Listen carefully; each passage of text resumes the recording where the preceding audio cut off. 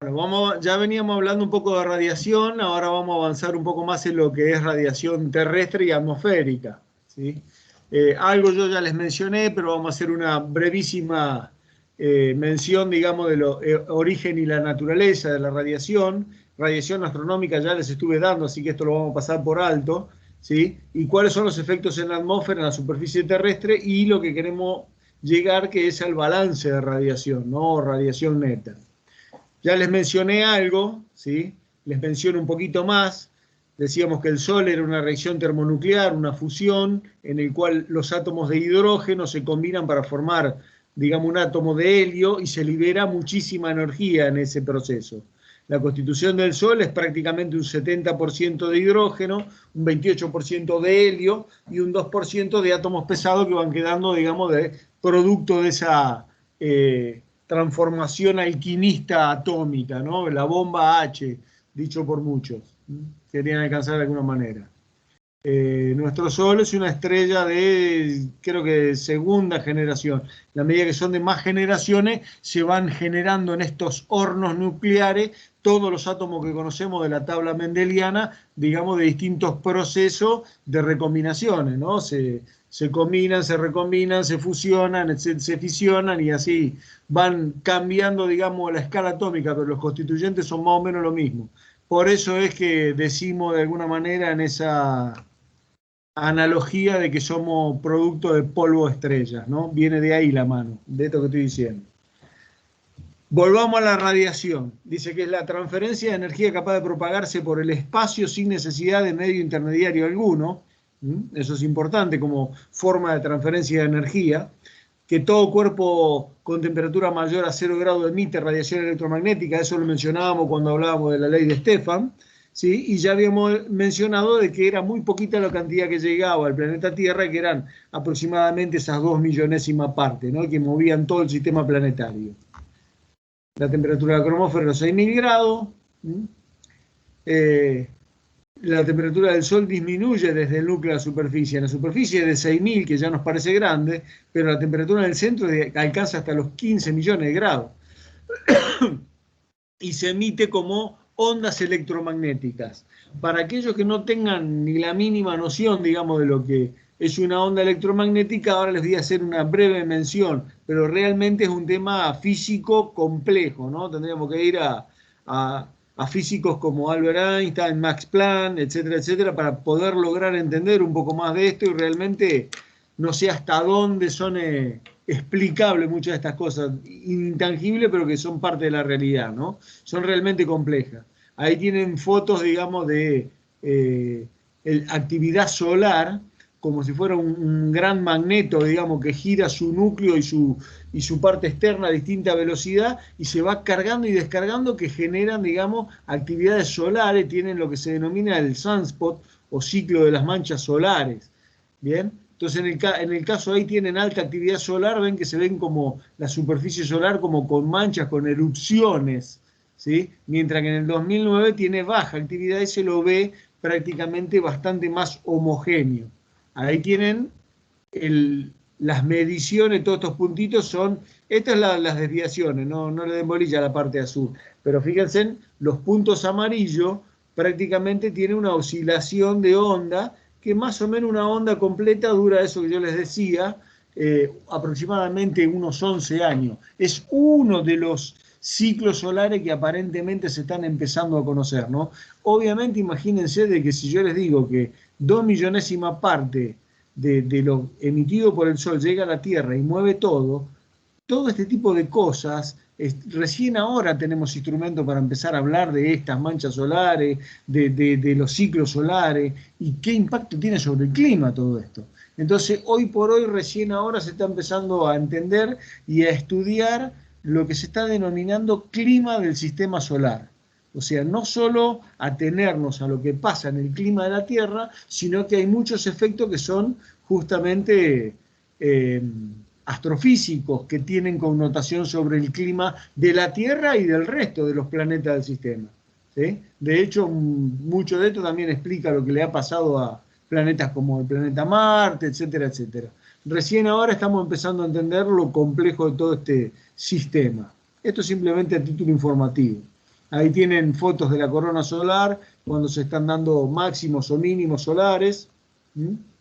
Un jet de plasma, lo que se denominan EMC, o emisión de masa coronal, que son justamente esas proyecciones, digamos, o explosiones que tienen varios millones de kilómetros de recorrido y que cuando se llaman tormentas solares, obviamente tienen un impacto fundamental sobre la Tierra, sobre el clima, las telecomunicaciones. Muchos estaban preocupadísimos porque se llega a ver de este tipo de tormentas solares, nos rompen todos los sistemas, sobre todo lo que es electrónico, por la influencia iónica que tiene la alta atmósfera, ¿no? Muchos sistemas de protección que están pensados en este sistema, porque imagínense que una tormenta de esta nos deja todo en el siglo XV, digamos, todos oscuros. No sé si sería un mal o sería un bien, digamos, que nos quedáramos todos sin celular y todo. La verdad que no lo tengo claro, pero bueno, puede llegar a pasar. No, también tampoco creíamos que podíamos a esta altura tener la pandemia que tuvimos y fíjense en dónde estamos parados. Así que ojo con la naturaleza, no la jodan demasiado. Basta. Ahí les menciono un cachito de, de esta complejidad resumida como onda electromagnética, que dice que es una perturbación en el espacio y en el tiempo que se transmite energía asociada a un campo eléctrico y un campo magnético mutuamente perpendiculares, u ortogonales le llaman. Dice, estos campos oscilan temporalmente en forma sinusoidal a medida que se propagan y pueden describirse matemáticamente utilizando combinaciones de funciones de armónica. Olvídense de eso, es matemática compleja, pero básicamente es como si fuera un resorte en el espacio, una espiral en el espacio de acuerdo al tipo de resorte más chiquito, más grande, la longitud y la frecuencia de la onda electromagnética, ¿no? Ahí lo tienen. Campo eléctrico el rojo, campo magnético OH el azul. Para describirlo en términos matemáticos hicieron estos físicos. ¿Sí? Ondas transversales. Pueden propagarse en el vacío. ¿Sí?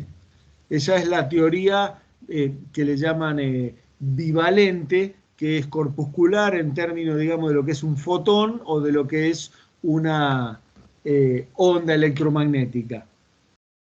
Hasta acá con la física, si no, no me lo van a perdonar. Y tampoco sé mucho más, no se lo crean, ¿eh? Me gustaría entender mucho más de esto. Las ondas electromagnéticas, digamos, tienen parámetros que las caracterizan, ¿sí? Y por mencionarle algunas, porque de hecho lo vamos a estar mencionando para mostrarle algo, digamos, parametrizar algunos valores para que entiendan la comparación Sol-Tierra y dentro de la Tierra distintos aspectos, ¿no? Cuando estemos hablando de longitudes de onda, de frecuencia, etcétera, etcétera, dice, la frecuencia de una de estas ondas es el número de oscilaciones completa por unidad de tiempo de los campos eléctrico y magnético. Se mide en hercios. Hertz fue el investigador que estuvo con esto, ¿no? Por eso de ahí viene la sinonimia, digamos, de HZ, que venía de Hertz, el apellido del físico que estuvo estudiando todo este tipo de propiedades de las ondas. Y es una oscilación, digamos, por minuto, por segundo, es un hertz. Obviamente las altas frecuencias tienen los megahertz. Cuando hablamos de megahertz, que ustedes eso los conocen por la radio y todo eso, la FM, tantos megahertz son millones de ciclos por segundo. Dice, la frecuencia es la característica de la onda electromagnética independientemente del medio en el que se propague.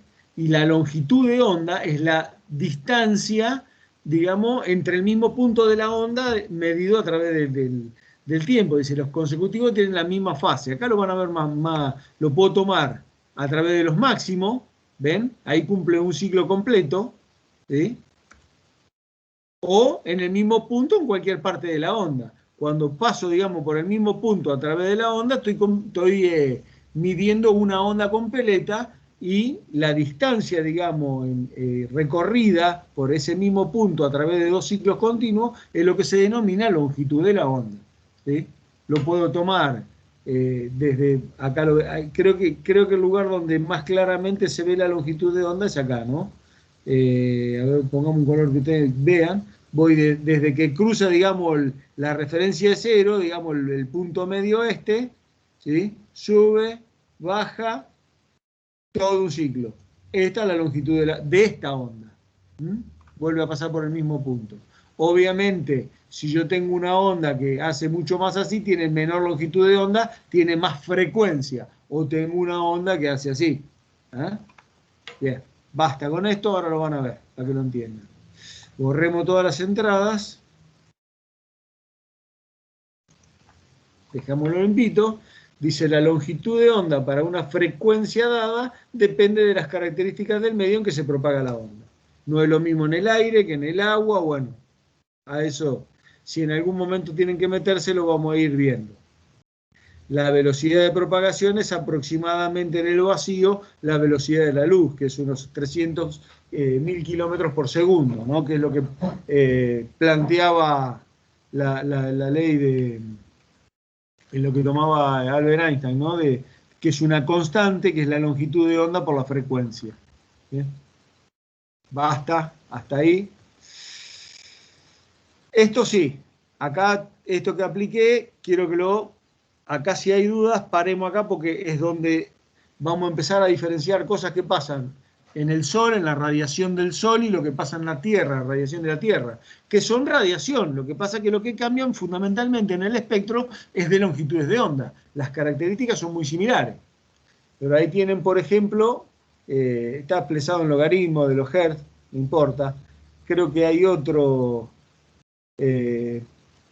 hay otro espectro que está un poco mejor en la otra presentación, inclusive si no después lo vemos allá, pero las longitudes que tienen muy alta frecuencia, que son de las longitudes de onda más cortas, es la que se llaman ionizantes. Esas radiaciones, digamos, son las de alta energía, son rayos gamma, rayos X, rayos ultravioleta, ahí lo vamos a ver. Fíjense, ahí estamos en 0,1 micrón.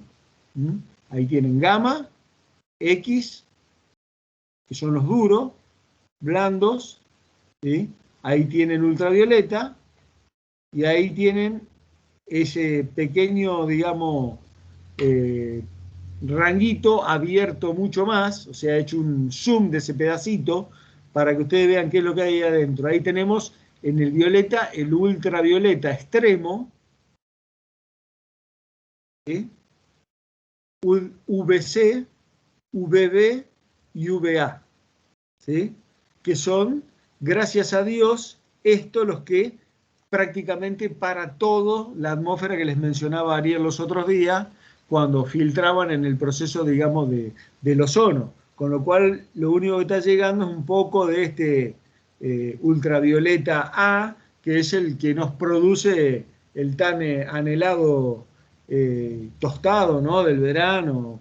Pero ojo con esto, porque la verdad que es realmente muy malo para la piel y como que se llama en procesos degenerativos de melanoma, que es peligrosísimo y es uno de los más del cáncer de piel, de los más agresivos. La verdad que es terrible. Por favor, cuídense. Hay obviamente razas mucho más adaptadas. Los negros son generalmente superiores con la melanina de la piel y tienen ese filtro natural. Fíjense que los japoneses uno los ve como que se llama vestido enteros y encima con paraguas. ¿Por qué? ¿Porque son locos? No, no es porque son locos. Bueno, tienen que ver porque son muy sensibles, de piel muy sensible a este tipo de radiación y realmente les causa mucho daño. Sobre todo a la gente blanca. ¿Escucho? Sí, aprovecho esta intervención tuya y este ejemplo que en los animales de producción también tenemos estos fenómenos. Después, más al final de la materia, vamos a ver cómo los efectos directos, y en este caso la radiación, puede afectar justamente con lo que vos decías, algunos cánceres de piel o incluso problemas en los ojos en los animales. Y qué implicancia o qué manejo debiéramos tener y en qué tipo de animales ocurre. Muy bien, gracias. Pasado el ultravioleta, ya nos metemos con un poquito más de onda larga, que esos colorcitos que están viendo ustedes, va aproximadamente de 0,4 a 760, que son los micrones del espectro visible. El espectro visible. Miren ese cachito respecto de todo lo que estamos viendo, es lo que nosotros denominamos comúnmente luz. ¿Sí? luz del sol en este caso, o luz de cualquier fuente. Pero ¿por qué lo denominamos luz? Porque tenemos unos sensores especiales que se llaman ojo, que nos permiten ver desde esa a esa longitud de onda. Todo lo que nosotros percibimos es en esa longitud de onda a través de los ojos como visible. No vemos la ultravioleta, ni tampoco vemos lo que sigue, que es el infrarrojo. Tendríamos que ser como, no sé si vieron algunos la película del exterminador, esa del bicho que viene del espacio, que tenía una computadora que le permitía seleccionar en qué rango de longitud de onda generar imagen. Entonces el tipo veía en ultravioleta, en infrarrojo, bueno, los veía todos, los destrozaba todos, ¿no? Sería... De hecho, hoy por hoy, de a poco, un poco fuimos haciendo esto. En el IR, que no vemos, el infrarrojo cercano, más lejano, están todas las cámaras térmicas que nos detectan ahora en los aeropuertos si tenemos temperatura por COVID, o los incendios cuando tienen que detectar, digamos, personas, etcétera, etcétera. Justamente la tecnología fue generando un poco este extraterrestre que les estoy mencionando. De todo lo que no tenemos para ver, con nuestros sensores propios por naturaleza, ¿no? La tecnología nos pudo ir permitiendo avanzar en ese sentido para entenderlo y para poderlo hacer tangible. ¿Mm? Infrarrojo B, infrarrojo C, que es más B o sea, el más cercano y el más lejano en las longitudes de onda. ¿Sí? Después tenemos el medium wave, que son las ondas radiales medias, donde están distintas frecuencias de emisión, bueno, hasta el UHF, que es la radio esa de radio de emisión, después el VHF, HF, Very High Frequency. Bueno, si a alguien le interesa, después lo mencionamos un poco más. Pero tenemos, como que se llama, hasta las ondas más extensas, que son la radio común que decíamos, no la onda corta, ni la FM, sino que era la amplitud modulada vieja de la radio, que eran ondas que llegan a tener hasta kilómetros de largo. ¿Sí?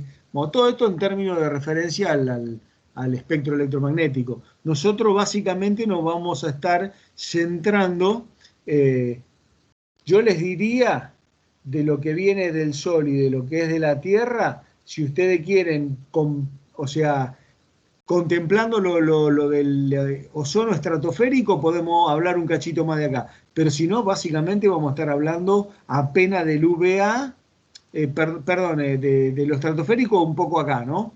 Pero si no, vamos a estar hablando del UVA visible y un poco de infrarrojo cercano y un poco de infrarrojo lejano cuando hablemos de la Tierra. Todo esto cuando hablemos de Sol, esto cuando hablemos de Tierra. ¿Sí? Entonces, porque esto es más corto que esto en todo este rango, a esto lo vamos a denominar, si ustedes quieren, onda corta, y a la que estamos hablando de la Tierra le vamos a denominar onda larga. Pero es simplemente por la referencia de comparación entre uno y otro en términos del espectro de emisión, de emisividad por su temperatura de Van Bolman. ¿Sí? Si quedan dudas, por favor, de esto, nos lo preguntan o lo tienen para estudiar, hay bastante referencia. ¿Sí? Acá tienen un poquito más de detalle del espectro de emisión solar que yo les mencioné un poco con anterioridad cuando les hice esa diferencia entre uno y otro, pero que era fuera de escala. No está la Tierra acá está solo el del Sol, pero el del Sol, miren, es verdaderamente medido aproximadamente la radiación extraterrestre del Sol, la curva roja esta. ¿Ven? Y esta negra es la ecuación de Stefan Boltzmann para un cuerpo negro de 5.900 grados Kelvin. Es esta curva negra teórica. Esta es una función. Es la curva de Stefan, de la temperatura de la cuarta. Con lo cual, si bien no es exactamente el espectro de radiación solar medido, lo explica muy bien. Por eso, de hecho, se lo utiliza. ¿Sí? Y lo que tienen acá, el amarillo, es para el mismo momento, pero la irradiación no extraterrestre, no astronómica al tope de la atmósfera, sino cómo se ve atenuada a nivel del mar. Y fíjense en una cosa, básicamente ya van dándose cuenta de que tiene una atenuación importante, en algunos casos hasta el 50% les diría. Pero además tiene en algunos otros aspectos, ¿sí?, distintos tipos de filtros, ¿lo ven? Y son distintos tipos de moléculas. En un lugar, por ahí lo que les mencionábamos antes, en el ultravioleta, el que funciona mucho es el ozono. Pero después en otro rango de longitud de onda, ¿sí?, está la molécula de agua, o en otro el átomo de oxígeno. ¿Se dan cuenta? O inclusive en otra longitud de onda que actúa es el dióxido de carbono, que es cuando estamos hablando de los gases de efecto invernadero. No confundir, por favor, porque estoy cansado de que me confundan el dióxido de carbono como gas de efecto invernadero en el cambio climático con el efecto del ozono. Es bastante común escucharlo y son dos cosas distintas. ¿Eh? Por favor, eso ténganlo bien en claro. A esto, ¿sí?, que nosotros estamos viendo de que algunos componentes de la atmósfera, ¿sí?, permiten el pasaje de determinada longitud de onda y cuando no permiten, significa a este nivel, ven que baja mucho, eso porque en esa longitud de onda en particular está absorbiendo, estas moléculas están absorbiendo la radiación que llega ahí. Bueno, este es un filtro especial, ¿se dan cuenta? Decimos que la atmósfera es un filtro, que la atmósfera es semipermeable o semiopaca o semitransparente al pasaje de radiación del Sol. ¿Por qué? Por todos estos efectos de los átomos y moléculas que tienen, ¿no? Parte lo absorban, parte no, parte deja pasar, parte refleja. Bueno, a esto se le denomina, en este caso en la atmósfera, lo que es la firma espectral, porque es justamente firma, ¿por qué? Porque tiene este dibujo en particular de lo que deja pasar a través de la atmósfera. Y estas firmas espectrales inclusive se pueden estudiar en distintas atmósferas a distintos momentos del año, ¿sí? No es lo mismo el océano que una foresta, que un desierto, a través del tiempo también hay muestras, también hay gases que decían que de burbujas de aire acumulado en las distintas eras glaciales que sacan de los polos, decir, mirá, la atmósfera de la Tierra en tal año, digamos, tenía tal composición, entonces pasaba tal... Bueno, todo eso es motivo de lo que se denomina el estudio a través de las eras glaciares, la paleoclimatología. Cómo estaba conformado el clima a través, digamos, de la composición un poco de la atmósfera, en ese sentido. Hasta acá con esto, chicos, para que más o menos entiendan de dónde puede llegar a salir y qué utilidad tiene, ¿sí? Ahí tienen justamente las longitudes de onda, el ultravioleta, aproximadamente de 0,15 a 0,36 micrones, el visible que les mencionaba de 0,4, les había dicho antes, 0,36 a 0,76, que es más o menos lo que podemos llegar a ver con nuestros ojos, y lo infrarrojo, digamos que está a partir de ese valor hasta los 3, 4 micrones, lo que denominamos infrarroja de onda corta, cercana o más cercana al infrarrojo, que es más del tipo solar, que es lo que nos calienta la cara. Ustedes si cierran los ojos dejan de ver el sol, pero asimismo con los ojos cerrados o vendados, si yo les hago apuntar de qué lado viene el sol, lo pueden detectar. Decían, van a decir, viene de allá, apuntando con el dedo, con la mano. ¿Cómo lo van a detectar? Lo van a detectar justamente por el otro sensor que tenemos, que es para el infrarrojo, digamos, más de calor, que no es ni más ni menos que la piel. La piel es un sensor de esa longitud de onda. ¿Por qué? Porque percibimos la absorción del calor, ¿no?, a través de esa longitud de onda. Dice, la radiación que alcanza la superficie terrestre no es toda la que llega al exterior de la atmósfera, ya que parte se absorbe, parte se refleja y parte se transmite. Absorberla es que la longitud de onda, ya sea que llegue como luz o lo que fuera, la toma ese cuerpo, la reconvierte en energía, que la redistribuye en términos térmicos por Stefan Boltzmann, y en base a cómo aumente o disminuya su temperatura, digamos, va a remitir, ¿sí? Básicamente, si absorbe, obviamente va a elevar su temperatura, ¿sí? Eso es lo que le pasa a la Tierra durante las horas del día cuando llega la radiación del Sol. Lo que llega a un medio opaco, ¿sí?, se absorbe, ¿sí? Si el medio no es absolutamente opaco, un cuerpo negro, ¿sí?, parte de eso puede llegar a reflejarse en esa longitud de onda. Puede llegar a ser la superficie terrestre como un espejo. entonces se va a reflejar. Y si el medio no es opaco, parte puede pasar a través de ese medio. Por ejemplo, un vidrio, el agua en un océano, eso es transmitir la energía radiante o la longitud de onda cambiando de medio. En eso nos permite dar, ¿sí?, en esa travesía de la atmósfera, esto para la atmósfera, pero este modelito, digamos, lo pueden aplicar a lo que ustedes quieran.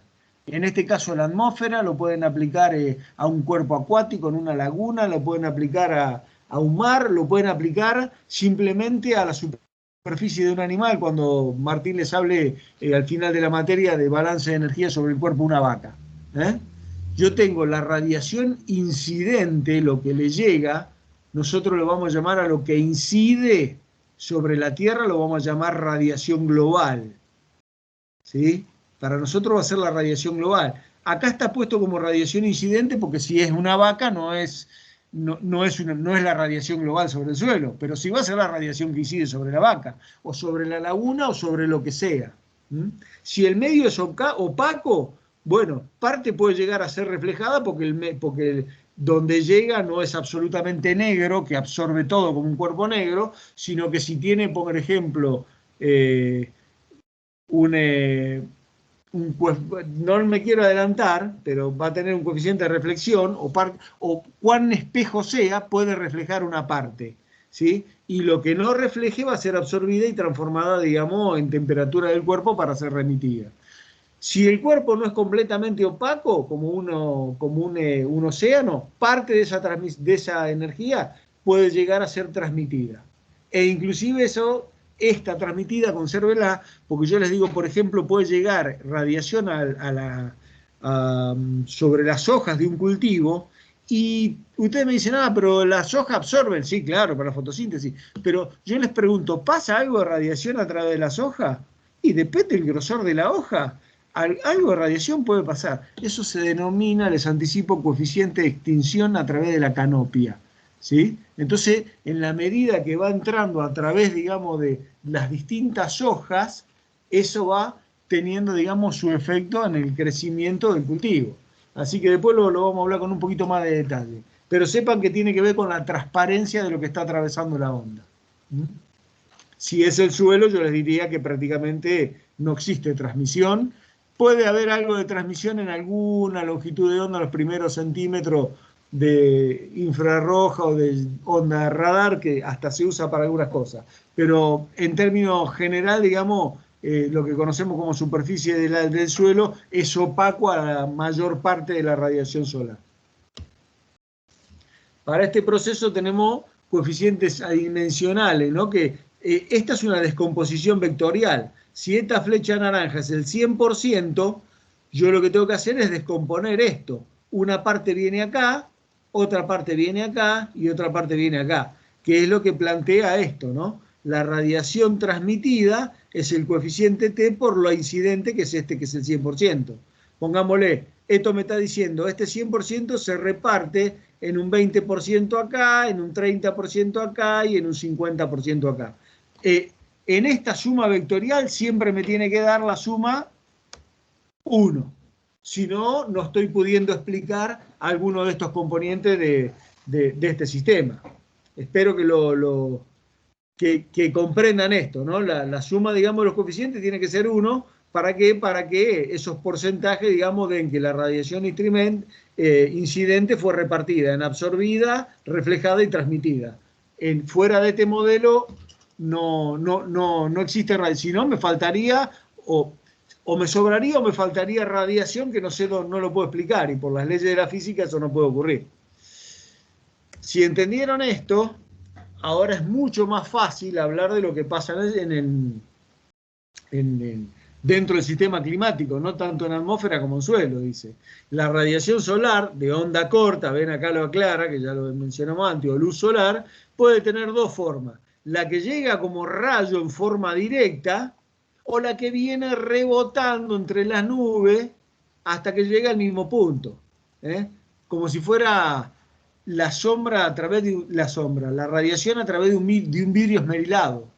Para que ustedes lo puedan discriminar rápidamente. La radiación directa es el rayo que viene derecho del Sol, ¿sí? Cuando vemos el Sol, el disco solar, y sin perturbación a través de su llegada. Y básicamente cuando es tan paralelo ese rayo, lo que genera es sombra. Ahora, el día nublado hay radiación. ¿Se dan cuenta? Sin embargo, no se genera sombra. ¿Por qué? Porque la poca radiación que hay viene de todas direcciones. Eso es lo que nosotros conocemos como radiación difusa. Acá tienen más o menos claro esos valores. No sé por qué me hace estas rayitas. Dice, el día despejado, 90% es prácticamente radiación directa y un 10% es difusa. Mientras que el día nublado, si está muy nublado, todo lo que llega es la radiación difusa. No tiene la posibilidad de atravesar en forma directa un rayo, ¿sí? La radiación global, para cada día y sitio, en su integración, es la suma de ambas radiaciones, tanto la directa como la difusa, ¿sí? La radiación global diaria es la radiación solar que llega totalizada a través, digamos, desde que sale hasta que se pone el sol en la superficie terrestre. ¿De qué depende? De la latitud, del largo del día, de la estación del año y de varias otras cosas más, que son todos los fenómenos que están interfiriendo con esta llegada de la radiación en la atmósfera. Si estuvo nublado o no estuvo nublado, si hubo polvo o no hubo polvo, si hubo neblina o no hubo neblina y unas cuantas cosas más. Otra puede llegar a ser esta, que se las menciono muy rápidamente, no la queríamos mencionar antes, pero alguien la puede llegar a considerar, que es la ley de Bouguer, o de atenuación de la radiación. Obviamente, si yo tengo un medio que es semitransparente al pasaje de onda radiante, no es lo mismo que atraviese, digamos, cuando llega en forma directa al ecuador, que atraviese muchas más atmósferas cuando llega al polo. Por eso genera, digamos, distintos tipos de dispersión o de atenuación de la radiación, ¿no? No me quiero poner, digamos, a mencionarle cosas como dispersión de Rayleigh o de Mie. Bueno, antes dábamos bastante, mucho más que esto, pero bueno. Dice, el flujo energético sufre una disminución cuando atraviesa una sustancia definida con esta ecuación, ¿sí?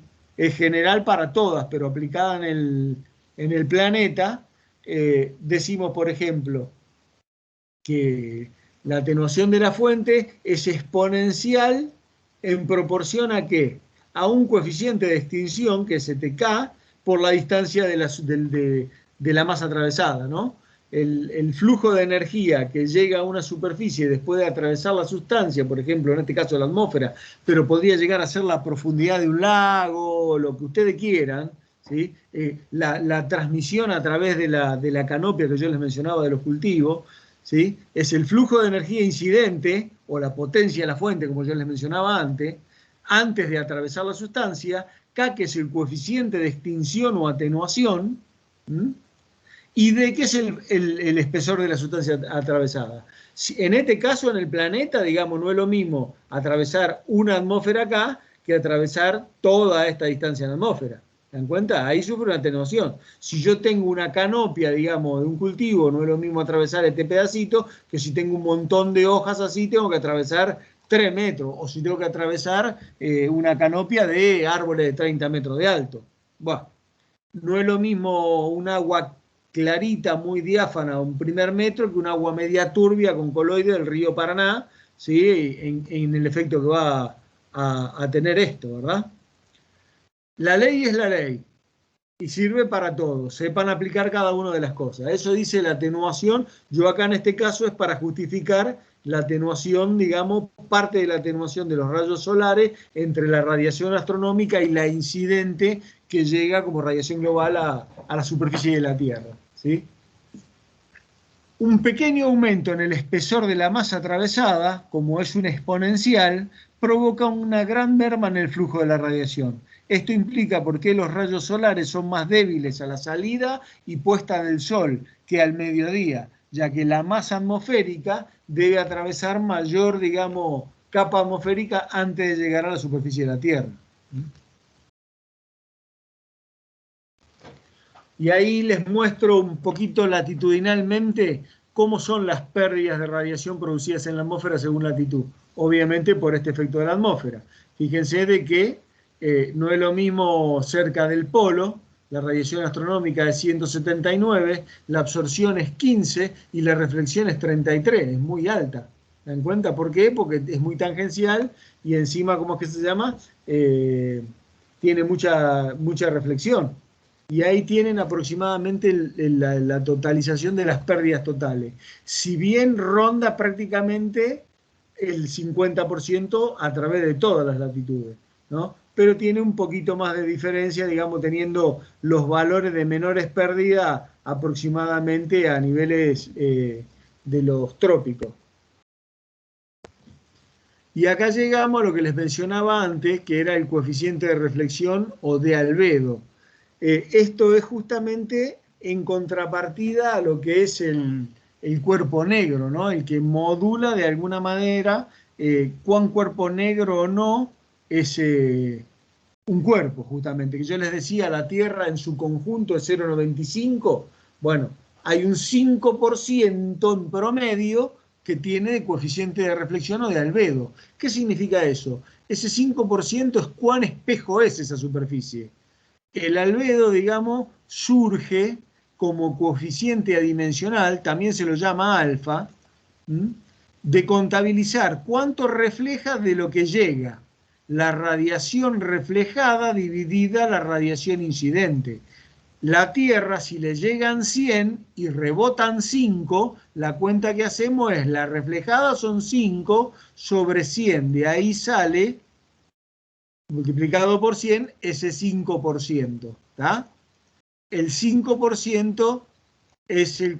O si lo quieren expresar normalmente para hacer los cálculos, no expresamos en por ciento, sino que expresamos en tanto por uno. Pondríamos, para no alterar los valores de la ecuación, este valor expresado en tanto por uno como 0,05 en tanto por uno, que es el 5% de la radiación que llega, se va tal cual llegó. Ese es el concepto más importante que les quiero transmitir.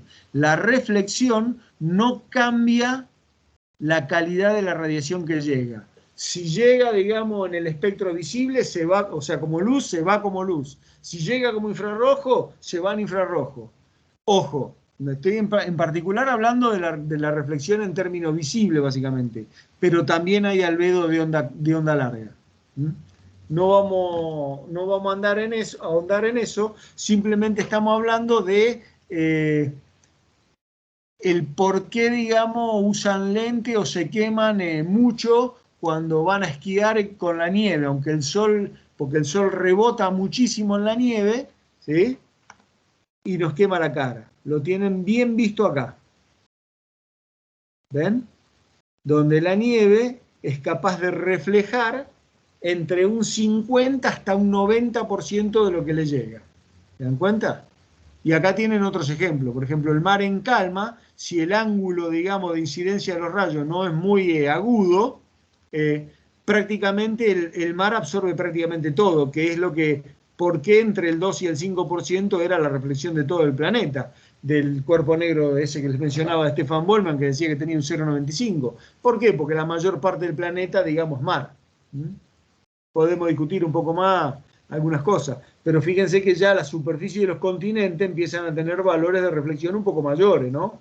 Obviamente, donde hay más agua y colores más oscuros, la absorción es mayor y los coeficientes de albedo son más chiquitos. Ahora, donde estamos en lugares más secos y con colores más claros, ¿sí? Hasta llegar al blanco, que es de reflexión de toda la longitud de onda, ¿sí? Llegamos prácticamente a valores del 30% de reflexión en el Sahara, por ejemplo, ¿no? Y obviamente lo que les mencionaba de la nieve, que refleja prácticamente todo, porque es un blanco perfecto, ¿no? Toda la longitud de onda del visible, así como llegan, se van. Espero me hayan comprendido, digamos, con el coeficiente de reflexión o albedo, ¿sí? Y de la A, realmente en valores de Langley, que es la radiación reflejada, ¿no? Es lo que rebotó cuantificada en unidades de radiación, era reflejada. Cuantificada en términos adimensionales respecto de lo que llega, es el coeficiente, digamos, reflexión o albedo. Si hay duda, me lo ponen en una pregunta. Y ahí llegamos a qué pasa en la Tierra y qué pasa con lo que devuelve la Tierra. Radiación terrestre y contrarradiación. La radiación terrestre y contrarradiación atmosférica, en concordancia, digamos, con lo que veíamos de la ley de Wien, que era la de la el inverso a la longitud de máxima emisividad, dice que toda radiación electromagnética emitida por la Tierra y la atmósfera ronda aproximadamente los 10 micrones. Se la denomina radiación de onda larga, 10 micrones respecto al 0,4 a 0,7 que tenía la luz del Sol. ¿Sí? Por eso lo llamamos de onda larga o térmica, si ustedes quieren, en comparación con la del Sol. ¿Se dan cuenta? Dice, en contraste a la solar luminosa de onda corta, para lo que venimos viendo. En relación, digamos, a lo que ocurre en la superficie terrestre, es necesario considerar dos procesos radiativos de onda larga. Dice, la salida de la radiación de onda larga desde la superficie hacia el cielo la vamos a llamar radiación terrestre. Y fíjense que la flecha va hacia arriba. ¿Por qué? Porque es lo que está emitiendo la Tierra en principio hacia el espacio. Y ahora vamos a ver qué. Dice, y la entrada por devolución a la superficie de la radiación de onda larga desde el cielo, porque esto que se quiere ir acá, por ahí hay algo en el cielo que lo agarra y manda de nuevo para abajo. ¿Bien? Esta entrada por devolución de lo que se quería ir desde la superficie de radiación de onda larga del cielo, lo podemos denominar contrarradiación atmosférica. Y lo manda de nuevo para abajo. En realidad podemos considerar ambos juntos y a la terrestre le descontamos la atmosférica y vemos lo que se nos escapa directamente al espacio exterior. Pero bueno, eso depende cómo querramos hacer la cuenta y cómo lo consideremos. Dice, la Tierra emite la radiación terrestre, ya que tiene una temperatura mayor al cero absoluta, que lo venimos repitiendo siempre los mismos conceptos por Stefan Boltzmann, ¿sí? La denominamos de onda larga por la comparación con la luz, ¿sí? Y en general es absorbida por el ozono, vapor de agua y dióxido de carbono, por esa firma espectral que yo les mencioné, en este caso de la Tierra, no solar. Dice, la ventana atmosférica, si han escuchado hablar un poco de esto, no tiene ni marco de madera ni marco de aluminio, sino que lo que es un rango de longitud de onda donde la atmósfera, ¿sí? No tiene elementos, átomos, moléculas o partículas para poder captar esa emisión terrestre y la onda se escapa a partir de ella, ¿sí? Por eso produce un mayor enfriamiento, justamente. Son longitudes de onda a través de las cuales la emisión terrestre se escapa más fácilmente o en determinado momento o en determinados lugares que en otros. Por eso se lo denomina ventana atmosférica, ¿sí? El efecto invernadero es justamente las trabas para que se escape la emisión terrestre. Las moléculas como el dióxido de carbono, el monóxido, el metano y algunos otros más que le llaman de efecto invernadero, lo que hace es generar moléculas que atrapan, ¿sí? Absorben esa energía radiante de longitud de onda terrestre y a partir de ahí remiten en función de la ley de Stefan Boltzmann, ¿no? Parte irá hacia arriba, pero parte devolverá como radiación, contrarradiación atmosférica. Ahí tienen más o menos claro lo que les estoy diciendo. Este es el espectro, digamos, y la firma espectral respecto de la longitud de onda terrestre. Prácticamente acá tienen a niveles del visible hasta una micra, prácticamente, o sea, acá pasa, acá absorbe.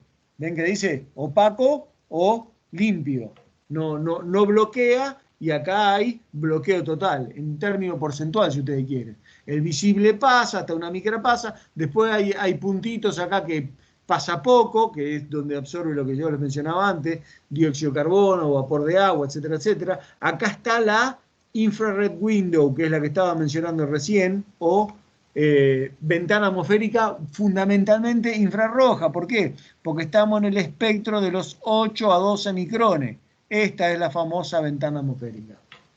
Ahí es donde más fácilmente se escapa la irradiación terrestre, que es en el orden, digamos, por bien de la temperatura absoluta de la Tierra donde está emitiendo en sus valores medios, ¿no? Qué sé yo, 290 y pico de Kelvin, entre los 10 y 30 grados, que es más o menos la mayor parte de la temperatura en la Tierra, es donde emite y se escapa. Bueno, acá después tienen el agua, el dióxido de carbono, etcétera, etcétera, en otras longitudes. Y acá, por ejemplo, fíjense de que hay una ventana importante, es totalmente limpia, al pasaje de radiaciones de radio, que es de 10 centímetros a 10 metros. Por eso se los utiliza la sonda de radio para los radiotelescopios y varias utilizaciones más, en términos tecnológicos. Pero bueno, no viene al caso. Espero me hayan entendido lo de la ventana acá, que es lo más importante. Por lo menos para lo que estamos intentando ver nosotros en este caso, ¿no? Un mate porque no tengo más garganta. Veamos un poquito lo que son los componentes de balance de radiación.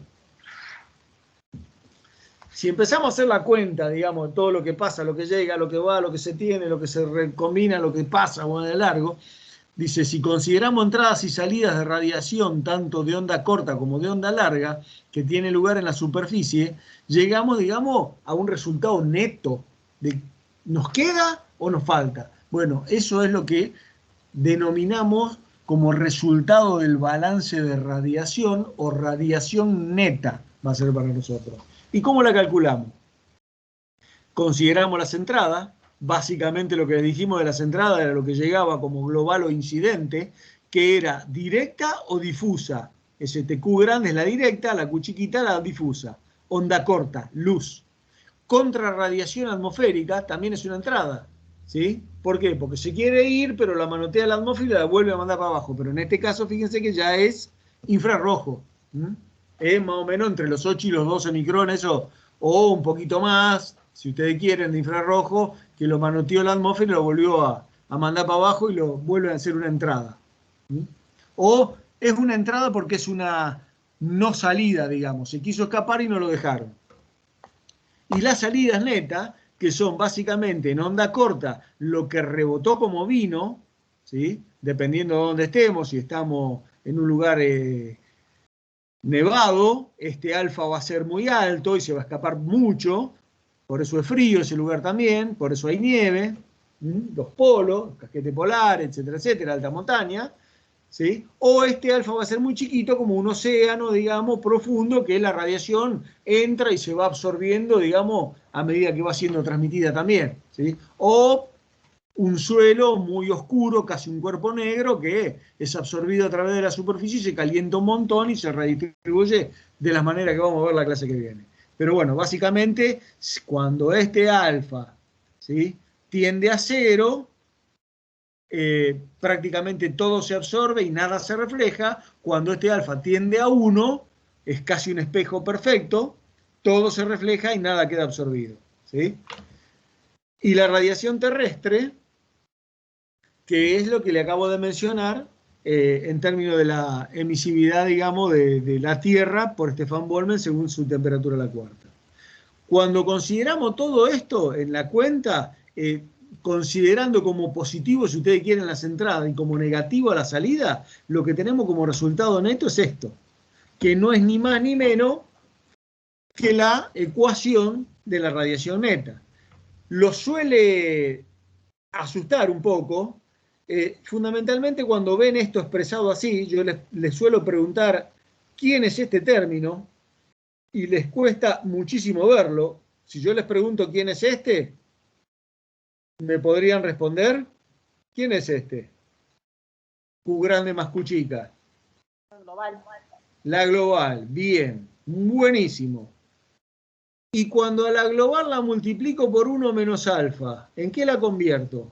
¿Qué es 1 menos alfa? ¿Quién era alfa? ¿Qué pasa si yo multiplico a este por alfa? ¿Quién es? Reflejada. Es la reflejada. ¿Y 1 menos alfa quién es? Lo que llega, lo que es absorbido. Lo que se absorbe, lo que no se fue por reflexión. ¿Se dan cuenta? Bueno, todo este término puesto así en formato de ecuación difícil, no es ni más ni menos que la radiación absorbida, la radiación de onda corta absorbida. Es la luz que llegó a la superficie y se absorbió y se transformó en calor para ser redistribuido. ¿Se dan cuenta? Y acá tenemos, le suma la contrarradiación atmosférica, que ya es onda larga per se, que no se quiso ir, que hay que sacarle, digamos, o descontarle la radiación terrestre, que fue lo que se nos escapó. ¿Eh? Cuando hacemos esa cuentita, nos queda como resultado neto las entradas y salidas, que no es ni más ni menos que la radiación neta. ¿Qué valores puede tener esta radiación neta? ¿Qué quiero decir? ¿Puede ser negativa la radiación neta? ¿O no? ¿Y por qué?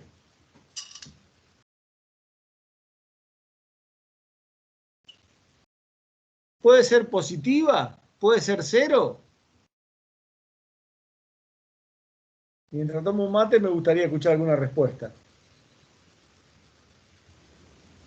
En los polos puede ser.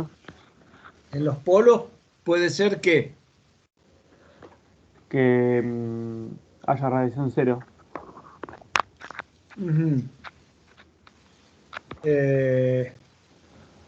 Bien. Más o menos bien. Ahora le voy a mostrar algo más que no es tan así, pero estuvo más o menos cerca. ¿Y algún otro contraejemplo me pueden dar? Decir, bueno, acá debiera ser así. Pero por estar arriba de los 0 Kelvin también emite. Así sería negativa. Claro, pero ojo, estamos emitiendo, pero estamos viéndolo como resultado de radiación. Estoy de acuerdo con usted que emite, ¿sí? Pero una cosa es, digamos, que lo que yo estoy preguntando, a ver, esperen. En esta cuenta de entradas y salidas de lo que estamos considerando, ¿qué significa para ustedes tener una radiación neta positiva? ¿Qué significaría? Como ecuación, ¿no? Así como, si este número se hace positivo, ¿qué significa? De algo, de un sistema que yo estoy considerando, la superficie del suelo, el lomo de una vaca, el tope de una canopia, el agua de la laguna. ¿Qué significa que si yo estoy considerando como resultado una radiación neta positiva en ese sitio? Que las entradas de radiación son mayores que las pérdidas. Exacto, es un sistema que se está calentando, si ustedes quieren. ¿Está claro? ¿Qué significa radiación neta cero?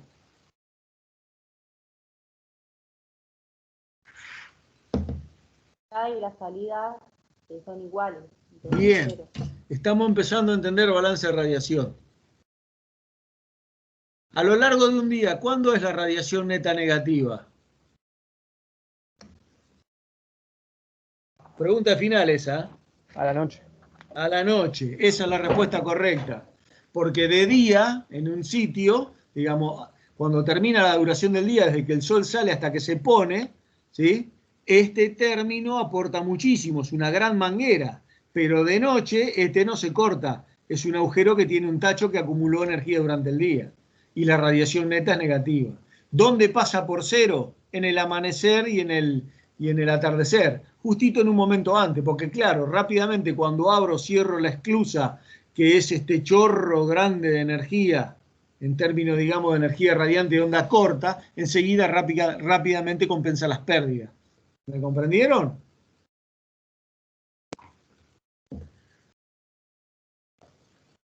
Ya lo vamos a ir puliendo un poquito más a esto.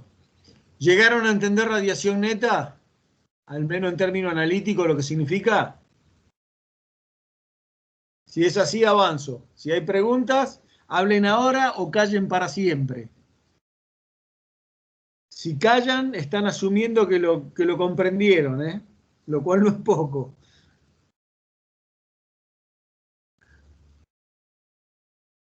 Bueno, ahí tienen un esquema que se los dejo en términos general con 3 compartimentos acá. El espacio, la atmósfera y la Tierra. A ver, se los dejo a este. Vamos así. Vamos por parte, dijo Jack.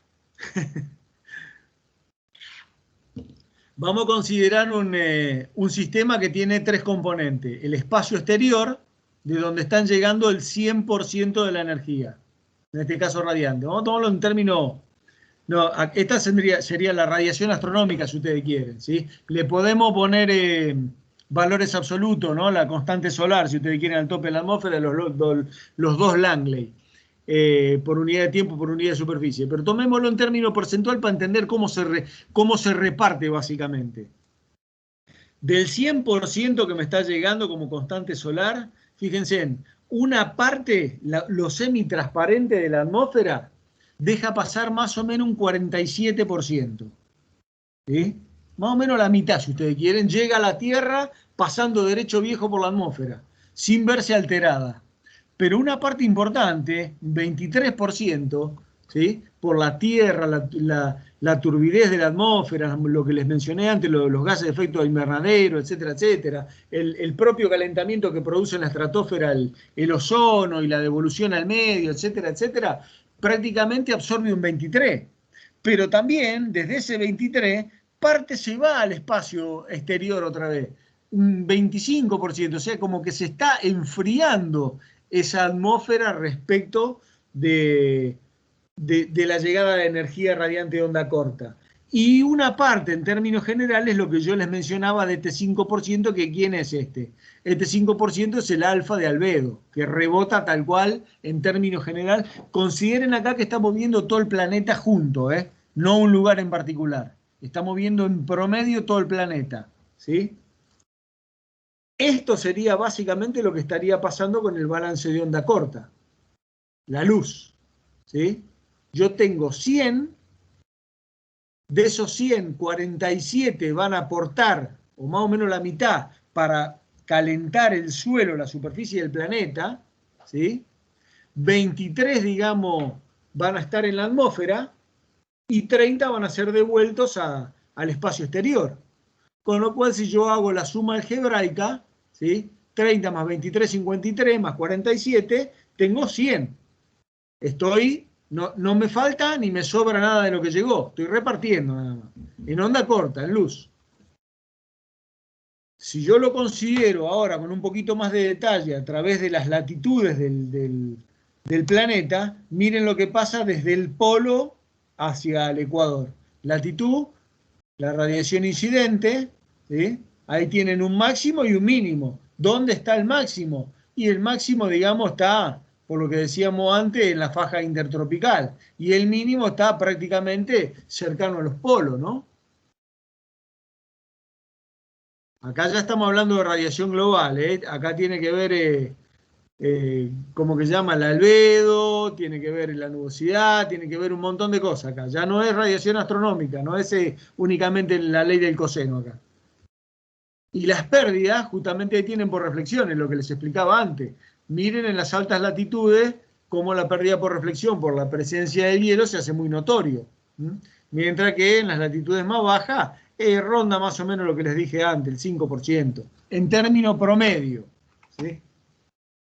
La radiación absorbida obviamente va a ser un poco el producto del complemento y en términos, digamos, general, ¿sí? Exceptuando las altas latitudes que por reflexión pierden mucho, bueno, obviamente hay una graduación, pero estamos en torno al 50% en general, ¿sí? Que es lo aprovechable agronómicamente por los climas que vamos a tener para lo que nos interesa como vida del hombre y producción agropecuaria, ¿no? Aunque hay algunos que viven en esta zona, ¿no? Los esquimales, etcétera, etcétera. La verdad que no sé cómo pueden vivir ahí. Bien. Hasta acá veníamos con esto. 100 repartidos, 47 que llegaban a la Tierra, 23 que quedaban para calentar la atmósfera y 30 que se devolvían al espacio exterior. Ahora hagan un acto de fe, ¿sí? En términos de unidades porcentuales, Estos son modelos globales físicos que utilizan, digamos, fundamentalmente los meteorólogos, etcétera, etcétera, a nivel planetario, en términos, digamos, de todo lo que es la dinámica de intercambio de energía del planeta con el espacio exterior, ¿sí? Y confíen en esto que les voy a decir, que más o menos ellos estiman de que la atmósfera, en su valoración a través de su temperatura absoluta, es como que está permanentemente emitiendo en todo sentido. Parte devuelve hacia el suelo en onda larga por su temperatura y mucho también se va como onda larga hacia el espacio exterior, ¿sí? En términos relativos, digamos, es como que la atmósfera se está enfriando 160%. 65% se va al espacio, se escapa en términos de onda larga, pero 95% es parte de lo que devuelve la atmósfera hacia el suelo, que es la contrarradiación terrestre. Pero a su vez, como esto es completamente dinámico, el suelo le dice, no, pará, yo no me voy a hacer cargo de esto, tomá, te lo devuelvo. Y le devuelve de los 160 a 113, que pasan otra vez a constituirse, digamos, a calentar en onda larga desde el suelo hacia el aire. Eso es lo que significa básicamente. Y parte que era lo que se escapaba como onda larga, si ustedes quieren, esto sería albedo de onda larga, otro 5% se me escapa derecho viejo, pongámosle por la ventana atmosférica, ¿sí? Directamente no lo puede manotear el aire y se escapa, digamos, en esa longitud de onda larga hacia el espacio exterior. Si yo ahora hago toda esta suma algebraica nuevamente, el balance de onda larga, ¿sí? Miren esto. De los 100 que llegaron, ¿sí? 30 los devolvió la onda corta. 65 fueron devueltos por el aire. 30. Más 65, 95. Más los 5 que devolvió la Tierra, tengo los 100. Llegaron 100, se fueron 100. Ahora el problema lo tengo acá. ¿Qué problema tengo acá? Bueno, que de lo que llegaban, ¿sí? En onda corta 23 lo habíamos equilibrado y 47 por luz calentar la atmósfera en la Tierra, pero en onda larga el aire se enfriaba a 160 y ¿cómo que se llama? Y el suelo le devolvía 108. Cuando hago esta diferencia, ¿sí? En términos netos, hay 23 menos 160 más 108 me termina dando un déficit neto de 29. Esto me está significando que si no es cero, este aire se me está enfriando permanentemente. Y en este caso, cuando yo tomo los 47 que calientan el suelo, más los 95, digamos, que aporta la atmósfera hacia el suelo por onda larga, pero le devuelve los 113 y hago esta cuenta, digamos, neta también, me están sobrando 29. Entonces esto me implicaría de que permanentemente el suelo se esté calentando. Esto no puede ser, porque si esto fuera así, a través del tiempo, la Tierra no la podríamos ni pisar de lo caliente que estaría y el aire no lo podríamos ni respirar de lo frío que estaríamos, nos congelaría todo. Algo acá está fallando. Buah. El conjunto Tierra-atmósfera está en equilibrio radiativo con el espacio exterior. Llegan 100, se van 100, pero después tienen unos desequilibrios entre ellos. ¿Cómo se van a equilibrar estos desequilibrios? Esto es un poco lo que ustedes planteaban más allá de lo que pasaba con la radiación neta a lo largo de un día. Miren qué es lo que pasa con la radiación latitudinalmente hablando, ¿no? El aire, prácticamente considerando una atmósfera homogénea en todo el planeta, ¿sí? Emite de manera tal que a través de las latitudes siempre está perdiendo aproximadamente 56 Langley por año, ¿se dan cuenta? O sea, tiene una pérdida neta a través de la latitud parejita la atmósfera. No sé si están puestas las referencias acá, creo que sí. Bueno, ahí está. Sí. Bien. Fíjense que la Tierra, en este caso, que es el la radiación neta en azul, creo que acá se ve en azul, en serio el azul, en las superficies terrestres, miren esto, en las altas latitudes, prácticamente desde los círculos polares hasta, ¿cómo se llama? Pasando por el Ecuador hasta el otro círculo polar, de menos 60 a más 60, la radiación prácticamente se hace positiva. Esta línea me queda siempre corrida, la tengo que modificar. Pero eso es la radiación en la Tierra, ¿se dan cuenta únicamente?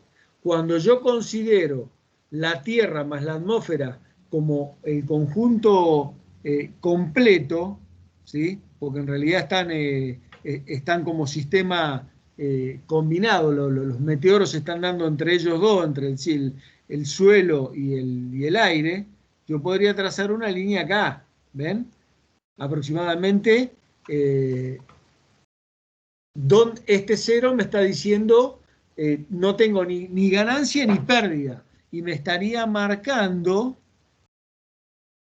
aproximadamente cuál sería el rango latitudinal superavitario más, o el rango latitudinal deficitario de energía. ¿Me siguen?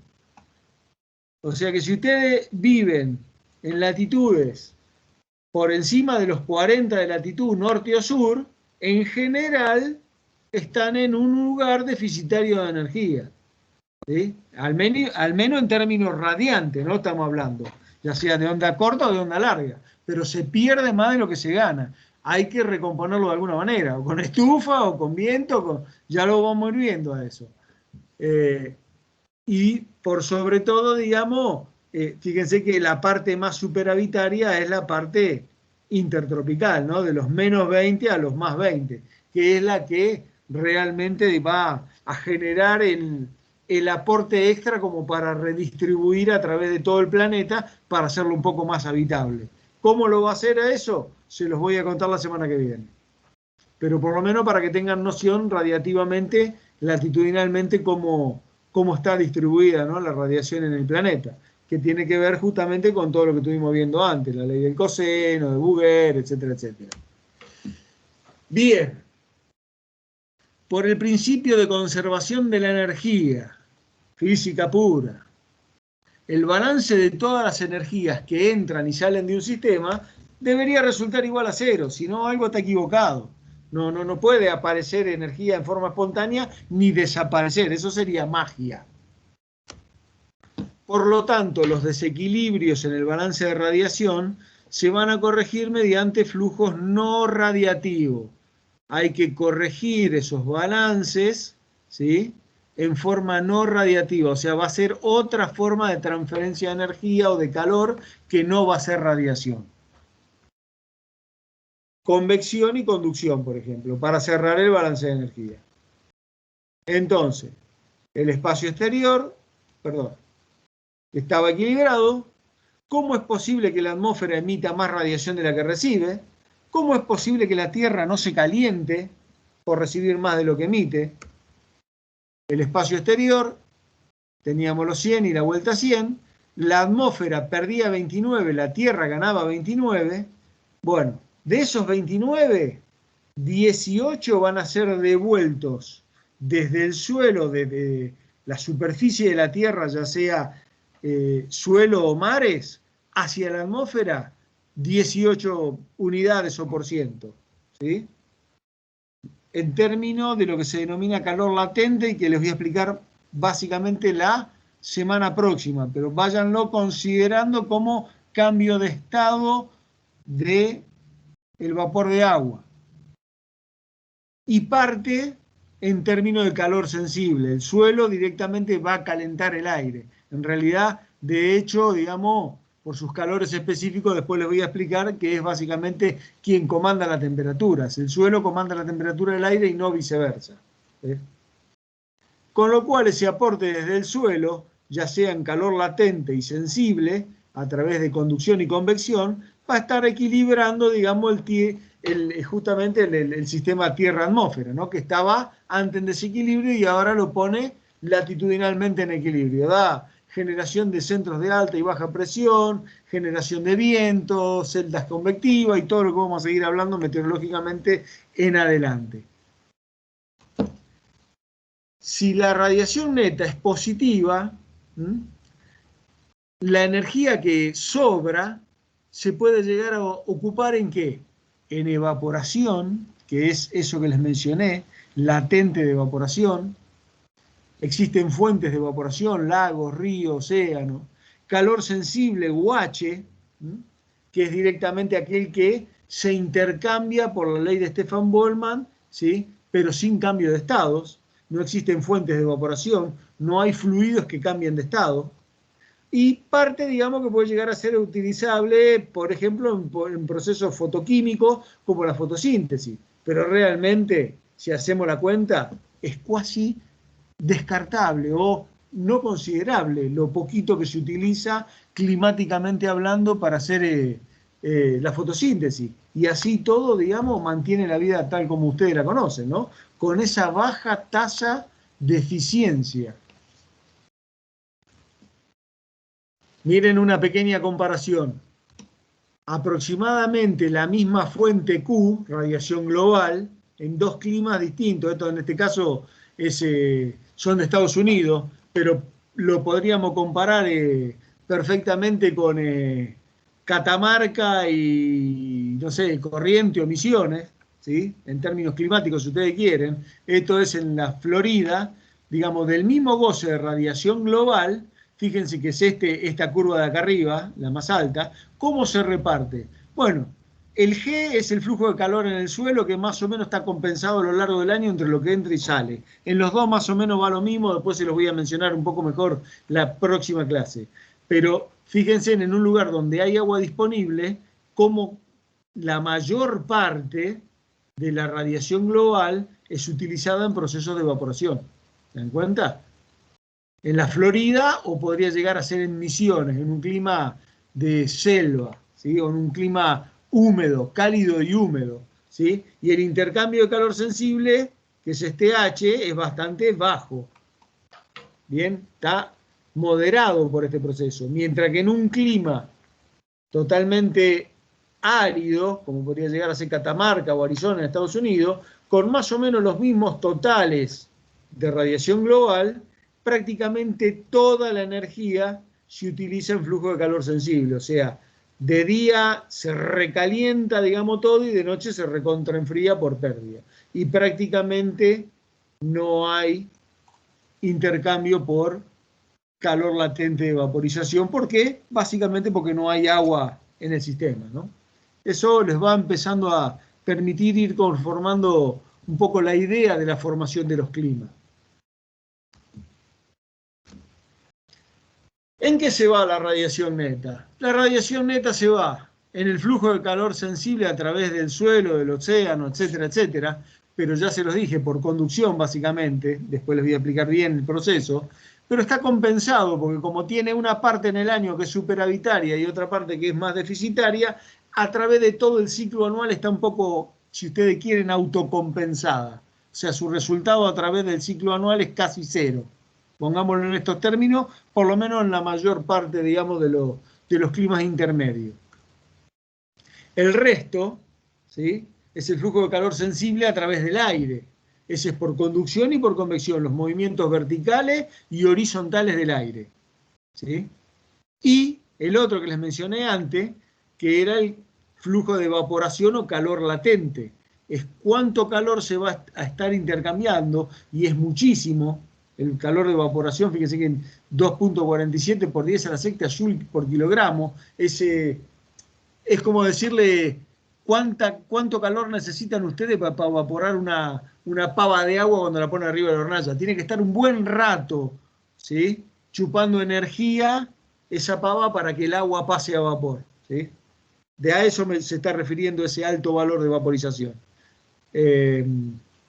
Que tiene que ver con convección, movimientos verticales del aire, y condensación y ese, digamos, formación de nube y esas nubes que van de un lugar al otro, ¿no? Y ahí es donde de esa manera es como se transporta mucha de esa energía. Pero lo vamos a cerrar del todo un poco la próxima clase. Fundamentalmente a nivel planetario, los más importantes son el flujo de calor sensible y el flujo de calor latente. Esto, digamos, terminan, digamos, conformando ese equilibrio de la redistribución de ese calor a nivel planetario para que llegue a cero, y es lo que denominamos, un poco en diferencia de resultado de radiación, que es la radiación neta, a este si le incorporamos, digamos, los términos de flujos de calor en el suelo, latente y sensible, lo que es el balance de energía más que el balance de radiación. ¿Mm? O sea, el balance de energía completo como para que cierre la ecuación equilibrada, sin los desequilibrios radiativos verticales en un solo sitio. Bien. Ángel, Sí. no, quizás sea buen momento, no sé si lo dijiste y yo me lo perdí, que si se produjera el cambio climático, que tanto se habla de aumento de la temperatura del planeta, sería porque justamente vamos hacia un nuevo equilibrio más alto por alguno de los factores que vos comentaste. Exacto. Quizás Si el por el resultado aumento de no la es ventana. cero, decilo, ¿Cómo? Rafa. Si el resultado no fuera cero, si hay una tendencia, ese resultado es positivo, tendería a elevar, digamos, la temperatura del planeta, ¿no? En caso contrario, Claro. si a través del tiempo, tras ciclo, tras año, ese resultado fuera negativo, tendríamos un proceso de enfriamiento. De hecho, es lo que pasa a través del tiempo y genera hasta ahora las eras glaciares e interglaciares. No permanece estable. En término medio dicen que está más o menos estable. Lo que pasa es que hay que ver si hay tendencia y en qué parte de esas eras estamos. Bueno, ahí entramos en otra discusión.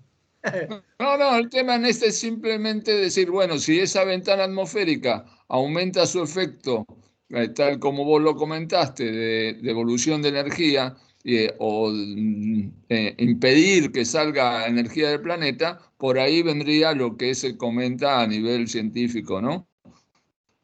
La ventana atmosférica, digamos vulgarmente dicho por nosotros, más cerrada, llevaría a un equilibrio más alto y por lo tanto temperatura general del planeta más alta.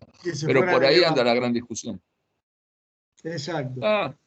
Nada más, porque aprovechando el momento que vos tenés la ecuación general de la radiación neta, y bueno, ahí se puede decir, ahí estaría la discusión, ¿no?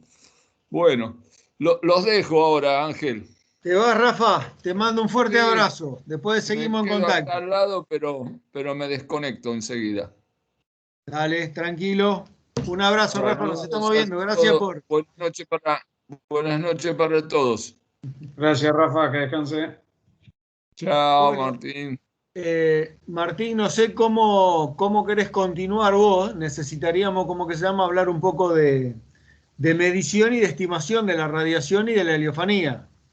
Dale, si querés retomo ahora y Ajá. hablo un poquito de caracterización que también había puesto Exacto, ahí algo. de lo que dice caracterización de la radiación como variable continua y descontinua.